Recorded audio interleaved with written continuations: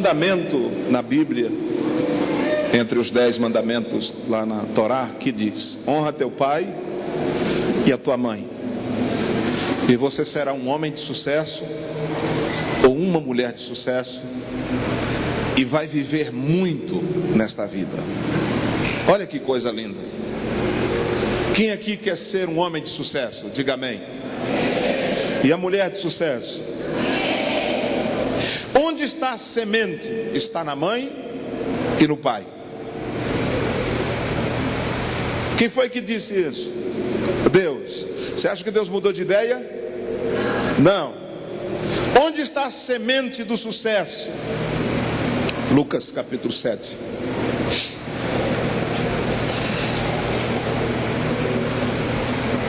Acharam? Diz assim, Lucas 7:11. Em dia subsequente, dirigia-se Jesus a uma cidade chamada Naim. Ia com ele os seus discípulos, os 12, e uma numerosa multidão. Como se aproximasse da porta da cidade, eis que saía o enterro do filho único de uma viúva. E grande multidão da cidade ia com ela. Vendo-a, o Senhor se compadeceu dela e lhe disse: não chores. Chegando-se, tocou o esquife. Esse esquife não era um instrumento musical, irmão, porque alguém disse que Jesus tocava esquife. Era o defunto. Tocou o esquife e, parando os que conduziam, disse: jovem, eu te mando, levanta-te. Hoje à noite Deus vai dar uma ordem aos nossos filhos que estão mortos nas drogas, na violência, na pobreza e na ruína, e eles vão se levantar em nome de Jesus. Quem aqui é mãe? Não, as mães foram embora. O que aconteceu? Não vieram. Será se deixaram lavando as louças do almoço? Que injustiça com a mãe. O 15. Sentou-se o que estivera morto e passou a falar. E Jesus o restituiu à sua mãe. Todos ficaram possuídos de temor e glorificavam a Deus, dizendo: grande profeta se levantou entre nós. E esse grande profeta está hoje entre nós. Quem é esse grande profeta? Então diga bem forte: Jesus, tu és o grande profeta levantado em minha família. E hoje ele vai falar, vai bradar em favor da sua casa, em nome de Jesus.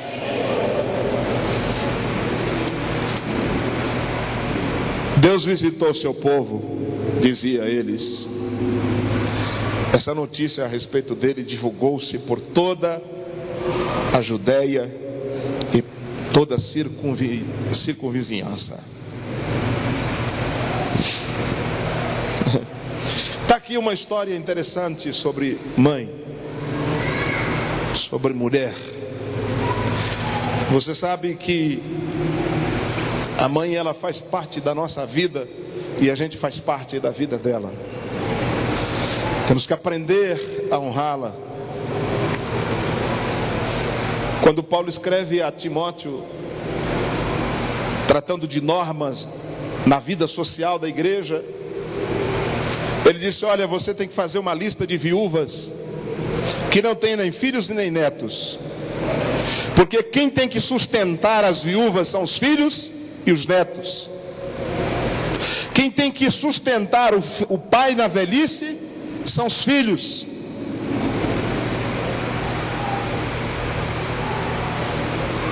Não é o contrário. E Deus vai te prosperar para você na velhice dos seus pais. Se ainda não chegou, Deus vai te dar o recurso para você abençoar os seus pais. Porque na velhice, onde o pai e a mãe precisa de remédios. Remédios para pessoas idosas são mais caros. Precisa de mais aconchego, precisa de alimento diferente, precisa de tudo mais. E aí é onde o filho tem que chegar perto para abençoar os seus pais. Eu não ouvi nenhum amém.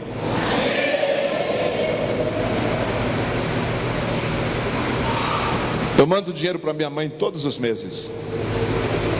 Ontem eu fui com a minha esposa em uma loja e compramos 3 cortes de vestido para minha mãe, porque ela gosta de que a filha dela, minha irmã, faça as vestimentas dela. E aí eu liguei para ela e tal, eu disse: ó mãe, eu te amo. Ela: também te amo, meu filho, eu não mereço o que você está fazendo. Eu disse: merece. Ele disse: eu não posso fazer nada por você. Eu disse: a senhora já fez demais.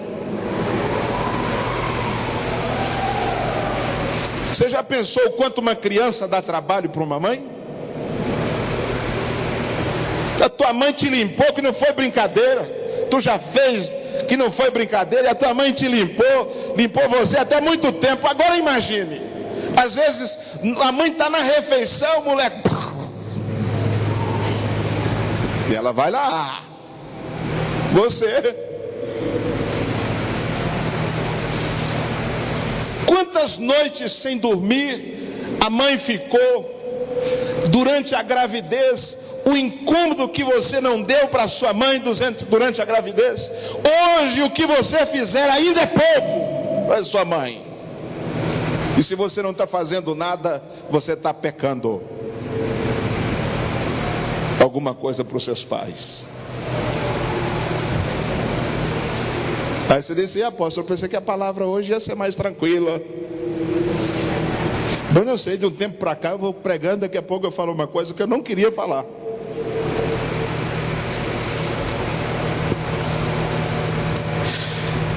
Esta é a ideia de Deus, de abençoar os pais. E lá está a semente da tua prosperidade, está no seu pai, está na sua mãe. Mas minha mãe e meu pai não é como eu queria, e nunca vai ser. Mas a Bíblia não diz: olha, se você for bem com seu pai, se você gostar bem da sua mãe, aí você honra. Agora, se você achar que ela não vale a honra, que é uma velha que só me enche a paciência, é um velho que só me dá trabalho, mas se você achar, então não faça isso. Deus diz: não, honra teu pai e tua mãe, para que você tenha sucesso na vida, inclusive com seus filhos. Porque o sucesso dos teus filhos está em você. Você honrando o seu pai é uma cadeia de honra, e essa cadeia de honra vai desatar a prosperidade nas famílias, vai desatar a riqueza em nossas casas, vai desatar a saúde em nossas casas, vai desatar a decência em nossas casas. Nossos filhos não serão imorais, porque isso, a imoralidade atrai a maldição para casa. O segredo do sucesso, a semente do sucesso está no pai, está na mãe. Diga amém. Então levanta a mão direita e diga: Senhor, me ajude a honrar meu pai e a minha mãe, e hoje de modo especial a honrar a sua mãe. Então dê mais um aplauso de honra e um glória a Deus pela sua mãe.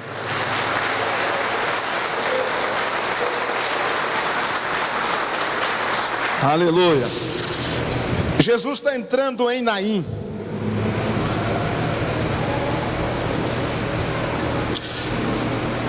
E ele se depara na porta de entrada para uma multidão que estava saindo à porta de saída. Ele se depara com um cortejo fúnebre. As pessoas não estavam nem cantando, nem gritando, nem celebrando, mas elas estavam chorando. Por quê? Porque uma viúva perdeu o seu filho. Aquela mulher chorava copiosamente, Porque dizem que são as duas maiores dores que se sentem. É a dor da perda do filho, e a segunda maior dor é a dor da depressão. E a depressão, diga-se de passagem, é uma doença que a gente precisa lidar com ela e tratar, e Deus também cura a doença da depressão. Aquela mulher chorava.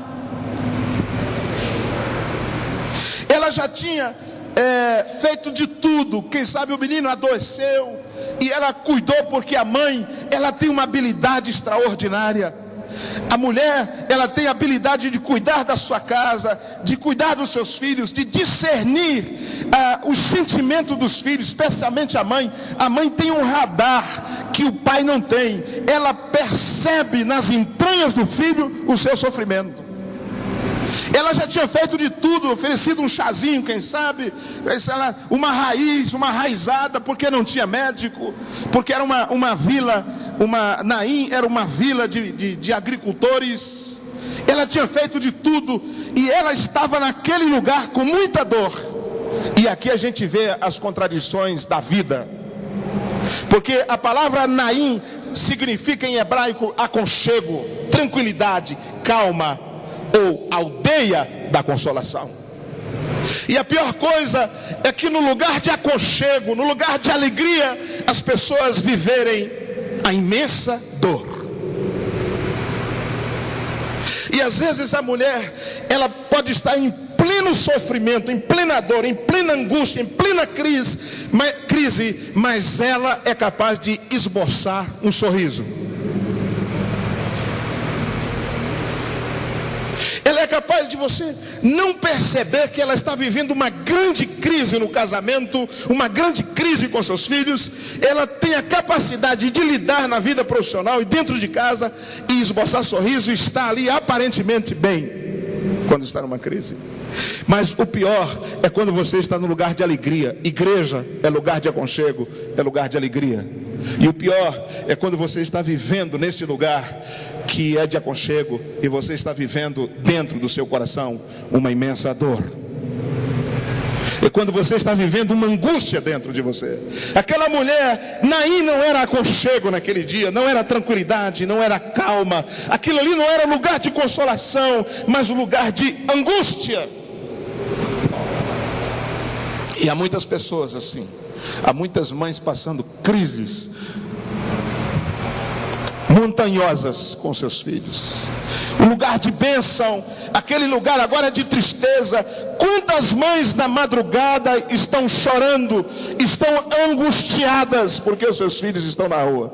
Uma vez uma mãe me disse assim: eu não suporto, eu não aguento ouvir o toque do telefone, porque eu penso que é uma má notícia do meu filho. E é nessas contradições, nessa dor e nesse choro que Jesus entra na história daquela viúva. E hoje Deus vai entrar na história de muitas mães aqui, e Ele vai transformar a morte em vida, a tristeza em alegria, a angústia em paz, o desaconchego em aconchego. Se você acreditar, Ele vai fazer isso. E você não acreditando, Ele também faz, porque Ele é bom. Deus não só nos abençoa porque cremos, Deus não nos abençoa porque ofertamos, Deus nos abençoa porque Ele é misericordioso e Ele é bondoso.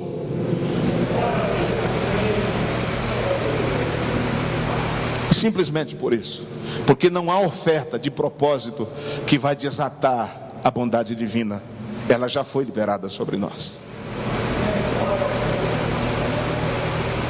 Não é porque eu seja bom, não é porque eu seja um indivíduo assíduo às atividades da minha igreja, porque eu sou um leitor profundo da Bíblia, que Ele vai me abençoar. Ele nos abençoa por graça, por bondade. E hoje o Senhor virá com a sua bondade sobre as nossas casas, especialmente sobre as mães, neste dia. Não só nesta igreja, mas em toda a nossa parentela. Nem só nessa parentela, mas nesta nação. E a todos que estão assistindo a este vídeo, Deus vai entrar na sua casa, na sua família, e vai transformar o seu choro em alegria, porque Ele te ama, Ele é bom.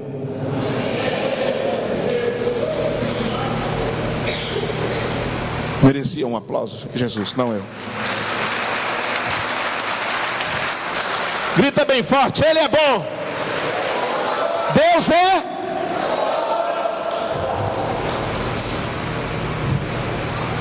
Segunda verdade sobre esse texto é lidando com a realidade de vida. Se tem uma coisa que a gente não pode negar, é a realidade que você vive. A nossa realidade não pode, a gente não pode ignorar ou ignorá-la. O grande problema de muitas pessoas é que ignoram a sua realidade. Eu preciso estar ciente da minha vida e da minha realidade, para que eu possa ter um ponto de partida. Se a gente voltar para o primeiro século em Israel, na aldeia de Naim, com 1000 e poucas pessoas habitando, a gente vai deparar com uma realidade socioeconômica que era completamente desfavorável para uma mulher viúva e sem filho. Daquela época, dentro da vida hebraica, a mulher não tinha valor. A mulher não podia andar na rua sozinha. A mulher não podia dirigir a palavra a nenhum homem, a não ser os seus parentes dentro de casa. Ao sair às ruas, ela tinha que colocar o véu, que é chamado hoje de burca, pelos os radicais muçulmanos, aquelas mulheres que ficam com a burca. Assim saía as mulheres. A criança, ela aprendia com a mãe todas as atividades domésticas até os 12 anos. Ela não tinha um discipulador como os meninos. Ela não iria para a escola como os meninos iam, ou não ia para a escola como os meninos iam. Por quê? A mulher, aquela menina, era uma propriedade do pai. A partir dos 12 anos ela poderia ser vendida pelo pai, porque o dote nada mais é do que uma venda da filha. E aí, quando se fala de business, de negócio, é melhor arranjar um rapaz que tenha um dinheiro, que vai pagar um dote para minha filha, que vai mudar a minha realidade. Quem sabe ele paga um dote que dá para eu comprar uma caminhonete zero, dá para eu comprar uma fazenda. É melhor arranjar, ainda que a filha não goste, não veja, nunca viu, mas o pai dizia: esse a partir de hoje é teu marido. Assim era a mulher. Tem muitas mulheres reclamando hoje, que eu penso que muitas coisas ainda têm que ser mudadas dentro de contexto de sociedade. Ela era vendida. Então aquela garota ia viver agora com seu marido. Ela deixava de ser propriedade do pai para ser propriedade do marido, que às vezes tinha mais de uma mulher. Se ela ficasse viúva, aquele seu marido fosse à guerra e morresse, se ela ficasse viúva, lá no texto de Deuteronômio, dentro da cultura hebraica, tem uma lei chamada lei do levirato. O pai daquele falecido, ou o irmão mais novo e solteiro, tinha uma norma: casava-se com esta mulher e se apropriava dos bens do seu irmão, inclusive dos próprios filhos. A mulher passava a ser mulher e os filhos passavam a ser filho daquele seu irmão. Se depois que passasse por todos os cunhados e não tivesse ninguém que a casasse, ou que casasse com ela, ela poderia casar com outro homem. Agora, ela perderia, se não tivesse filho, todo o direito de herança.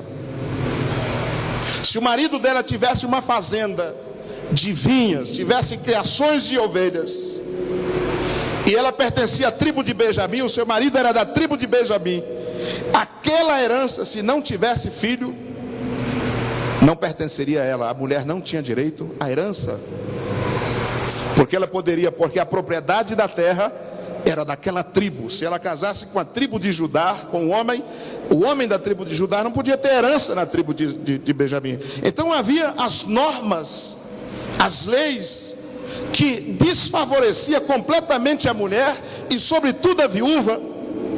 E ser viúva naquela época era difícil.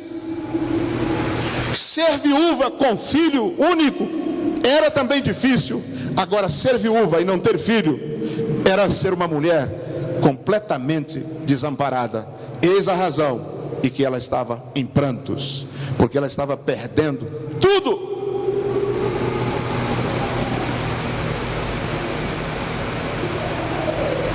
Agora você imagina essa mãe, perdeu o marido, talvez lutando na guerra em favor do seu povo. Agora perdeu o filho e perdeu as propriedades.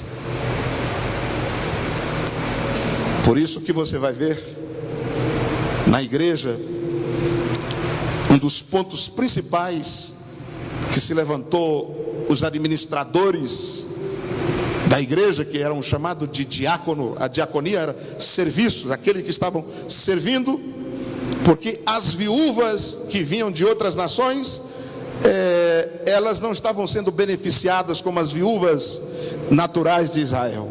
E houve uma grande crise na igreja por causa da viúva. E você vai ver na Bíblia sempre a questão da viúva. Por isso que no Salmo diz que Deus é juiz das viúvas e pai dos órfãos. Aquela oferta da viúva pobre, por que era uma viúva pobre? Porque ela não tinha posses, ela não tinha filhos, e ela só tinha, a propriedade dela era aquela moeda que ela depositou. E Jesus disse: essa foi a maior oferta, porque ela deu tudo que ela possuía. Muitos aqui ofertaram, mas tem lá na fazenda ovelhas. Muitos ofertaram, mas tem celeiros. Esta ofertou e ela não tem nada, não tem marido, não tem filho, não tem propriedade. Ela deu tudo que ela possuía. Essa é uma oferta de sacrifício. Às vezes a gente dá uma oferta de R$100 numa noite e sai daqui, que oferta, não é? E tem gente que dá uma oferta de R$100, que é uma oferta da viúva pobre. Mas está aqui uma mulher que tinha motivos para chorar, tinha razões para angústia, ou não? O que você acha? Tem muitas mães que sofrem, e essa era uma. Jesus encontra essa mulher e muda a realidade da vida dela. A terceira verdade sobre este texto é mudando a realidade de vida, o encontro com Jesus. Ela não tinha um resgatador. Ninguém sabe, talvez uma viúva nova e bonita poderia arranjar um casamento. Mas normalmente essas viúvas, esta talvez teria mais de 60 anos, porque a idade levava-se em consideração no que se tratava dos benefícios dentro da própria igreja, diz lá em Timóteo. Aí Jesus está entrando, não tinha ninguém cantando, não tinha instrumento nenhum tocando, não tinha ninguém clamando por Jesus, não tinha ninguém orando, não tinha uma voz a favor daquela mulher, não tinha resgatador. Jesus não parou ali por causa da multidão, porque Jesus sempre tinha multidão. Jesus não parou para aquela mulher por causa de uma curiosidade, por ver ali uma multidão. Jesus parou por pura bondade e misericórdia. E hoje Ele para mim e para você, especialmente para as mães que choram hoje. Ele para por bondade divina, E que nessa noite, nesse dia das mães, o Senhor estenda a sua bondade e misericórdia a todas as mães que estão aqui nesse lugar e a todas as mães desta nação que chora os seus filhos que morreram. Ele não parou por causa daquele garoto. Não foi por ele. Ele não parou por causa da morte. Não foi a morte que chamou a atenção de Jesus. Aquele garoto poderia dizer: uau, não, por você estaria morto. Fica quieto aí, rapaz, fica morto aí, porque por você vai por sepultura mesmo. Você está indo para debaixo do chão, acabou. Não é por você. Jesus não parou por ele. Ele não fez uma semana, 7 semanas de oração, de jejum. Ele não fez campanha nenhuma. Jesus não tocou no esquife por causa dele. Por que Jesus parou? Porque ele ouviu o choro de uma mãe. Ele viu a angústia de uma mãe. Por isso ele parou e venceu a morte por causa da angústia da mãe. Se for para ele é bem forte. Faça com alegria. Jesus ouve a oração de uma mãe.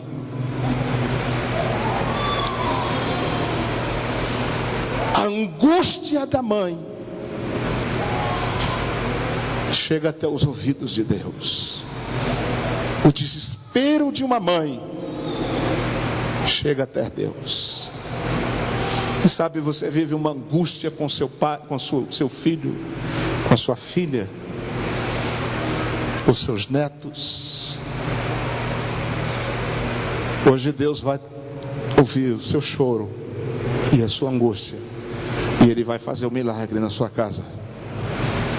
Naim saltou do anonimato lá em Jerusalém, em Israel, para as páginas das Escrituras, e entrou para a história onde se lembra milenarmente de Naim. Pelo menos 2000 anos já se passaram. E quantos anos? Por que Naim foi lembrado? O que houve em Naim? Foi um terremoto? Foi um vulcão? O que aconteceu em Naim de espetacular? Que Naim se tornou famosa? O que aconteceu? Que igreja tinha lá? Que pregador famoso tinha Naim? Que igreja fervorosa tinha Naim? Nenhuma. Mas tinha uma mãe que clamava pelo seu filho. Tinha uma mãe que chorava. E Deus atende o clamor das mães.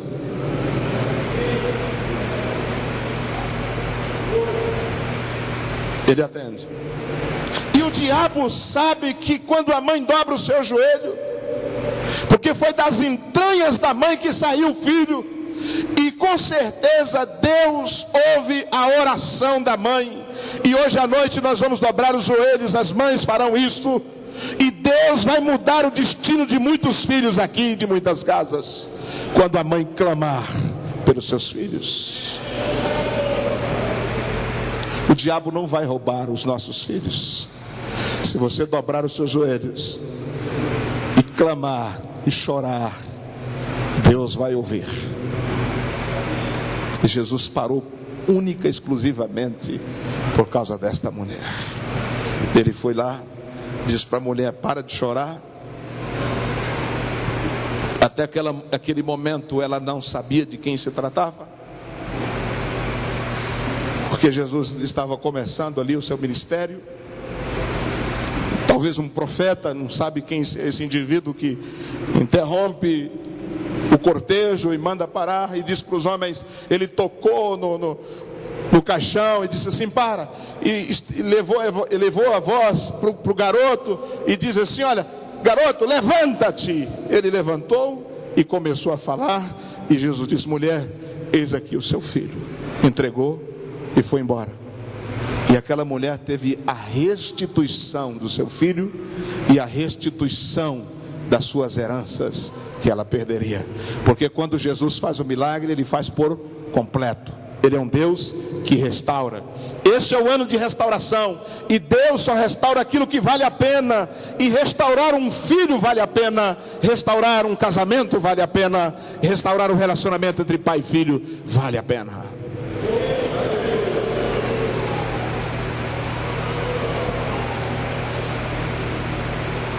Abençoa tua mãe, porque a voz dela tem muita autoridade diante de Deus.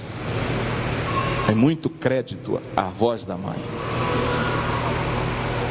Estou falando que todos nós, ao elevarmos a nossa voz a Deus, nós somos ouvidos. Mas hoje, de modo muito especial, estamos falando para as mães. Por essa noite nós vamos orar pelos nossos filhos. Há muitos filhos que estão mortos nas drogas, na incredulidade. Há muitos filhos que se rebelaram no seu coração contra os seus pais. Há muitos filhos que zombam do Evangelho.